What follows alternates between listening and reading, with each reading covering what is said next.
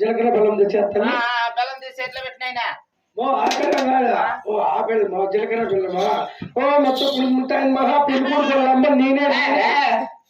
ఏం నువ్వు పెళ్లి కొడుకోవాలమ్మా పెళ్లి చేసింది మహా నీ ఎక్కడి మహా అమ్మా పెళ్లి కొడుకు నేనే స్వామి మొన్న మోసం నేను స్వామికి పడక తీసుకుని కొట్టేస్తున్నా కొడుకు ఎవరురా నేను సామాన్యుడు. ఓ మేము తిరుపతి గర్భగుడిలో పూజ చేసే పంతులం మేము. అంటే మీరు గర్భగుళ్ళకుంటారా స్వామి? అయితే నా గర్భగుడి ఖాళీ. గర్భగుడి అనుకోండి వేలు అట్లా ఎత్తింది పైకి. గర్భగుడిలో ఏమన్నా కావులు ఉంటావేమో మన గర్భగుడినా 3 సార్లు పెట్టి ఇన్ని రోజులు అయ్యాను 5 రోజులు స్వామి. గర్భగుడి కార్తీక్ని పెట్టేయండమ్మా. ఓ మొత్త మహా దుర్మత్తాయన మహా అత గురువులైన మహా పెళ్లి కూతురమ్మ నేనే ఏది నేనేనా బొట్ట ఏదిరా? ఓ స్వామిని అనాల్సింది మాట్లాడిన తల్లి. సరే స్వామి మహా మహా నేను నాయుడప్ప ఆయన మత్తయ్య మహా యానాయుడప్ప ఏమది ముందరప్ప మహా అమ్మా పెళ్లి కూతురు అమ్మాడమ్మా నేనే స్వామి. పెద్ద మనిషి ఎవరమ్మా వచ్చు నీ పెద్ద నా సాడు నీ పుట్టించిన నా వచ్చలు పోయి నా బొట్ట. నేను ఎవరు నాయన? ఎవరు స్వామి నేను?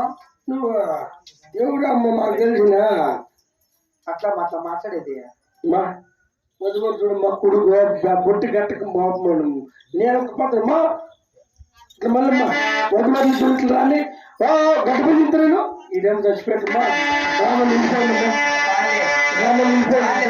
పాలే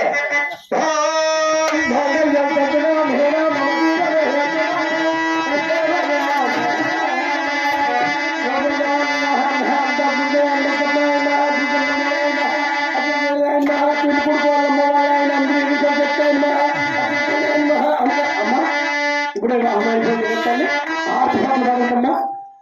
సరే స్వామి బిర్యానీరా నేను ఉన్నది వరకు 6 రూపాయలు వాడల్లా.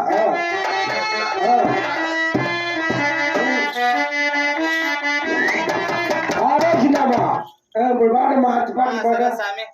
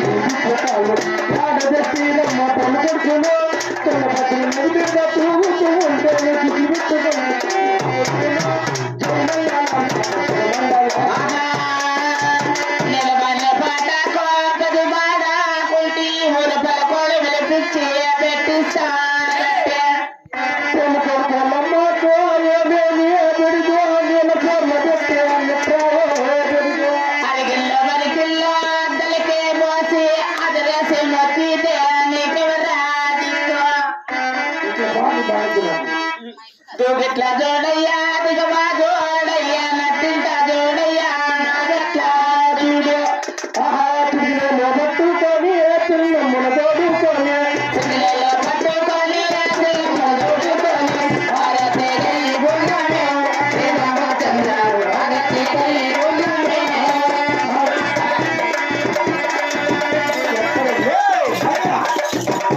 ఏం తీసుకోలేకపోయినా బొరకాయలు రోజులే ఎక్కడ పట్టలేదా పోతామా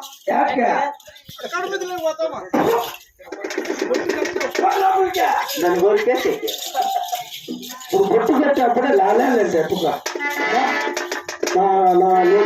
నేను కార్యక్రమం అయిపోతుంది నీ ఇష్టం అమ్మ ఏమన్నా చేసుకొని ఎవరన్నా ముడబోతు పోండి పోయిస్తా వదినే